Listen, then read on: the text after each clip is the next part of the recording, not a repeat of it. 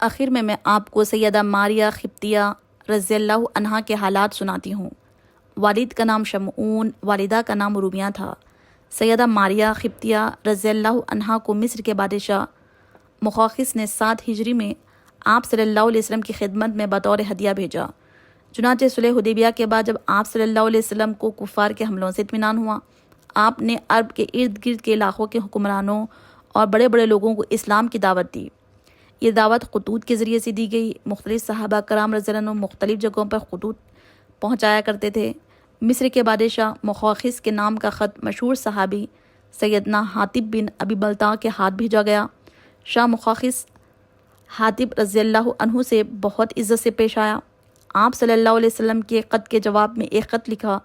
خط کے الفاظ یہ تھے: محمد بن عبداللہ کے نام مخوقس رئیس قطب کی طرف سے السلام علیکم کے بعد عرض ہو کہ میں نے آپ کا خط پڑھا۔ جو کچھ اس کا مفہوم اور مضمون ہے میں نے سمجھ لیا۔ مجھے تو یہ معلوم تھا کہ ایک نبی آنے والے ہیں، لیکن یہ گمان تھا کہ وہ شام میں ظاہر ہوں گے۔ میں نے آپ کے سفیر کی بہت عزت کی، 2 لڑکیاں بھیجتا ہوں۔ قبطیوں میں ان کی بہت تعظیم کی جاتی ہے، اور میں آپ کے لیے کپڑا اور سواری کا خچر بھیج رہا ہوں۔ یہ دونوں لڑکیاں بہنیں تھیں، ماریہ رضی اللہ عنہا اور دوسری ان کی بہن سہرین۔ شاہ مخوقس نے ان کے ساتھ 1000 مسقال سونا، سفید کپڑے، 20 عمدہ جوڑے اور آپ صلی اللہ علیہ وسلم کی سواری کے لیے دلدل نامی گھوڑا بھیجا، جو بہترین نسل کا ایک خچر تھا، اور ایک وفادار خادم بھی پیش خدمت کیا۔ سیدہ ماریہ رضی اللہ عنہا نہایت حسین و جمیل اور سفید رنگ کی تھی۔ آپ کے بطن سے سیدنا ابراہیم پیدا ہوئے۔ یہ آپ صلی اللہ علیہ وسلم کی سب سے آخری اولاد بھی تھی۔ ان کی پیدائش ماہ ذی الحج 8 ہجری میں ہوئی۔ 7ویں روز آپ نے ان کا عقیقہ کیا۔ عقیقے میں 2 مینڈھے ذبح کیے، سر منڈوایا گیا، بالوں کے بدلے چاندی تول کا صدقہ کیا گیا، بال زمین میں دفن کیے گئے۔ ان کا نام آپ نے اپنے آبا و اجداد سیدنا ابراہیم علیہ السلام کے نام پر رکھا۔ ابراہیم بہت خوبصورت اور تندرست تھے۔ ابو رافع نے ابراہیم کی پیدائش کی خبر سنائی تو رسول اللہ صلی اللہ علیہ وسلم بہت خوش ہوئے۔ ابو رافع کو انعام میں ایک غلام دیا۔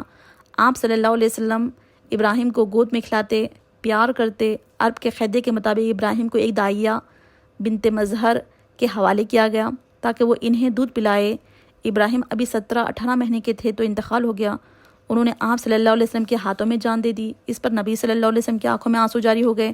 آپ نے اس موقع پر فرمایا: اللہ کی قسم ابراہیم، ہم تمہاری موت سے نہایت غمگین ہیں۔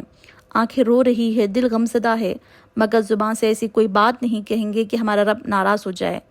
جس روز سیدنا ابراہیم کا انتقال ہوا، اتفاق سے اسی روز سورج کو گرہن لگ گیا۔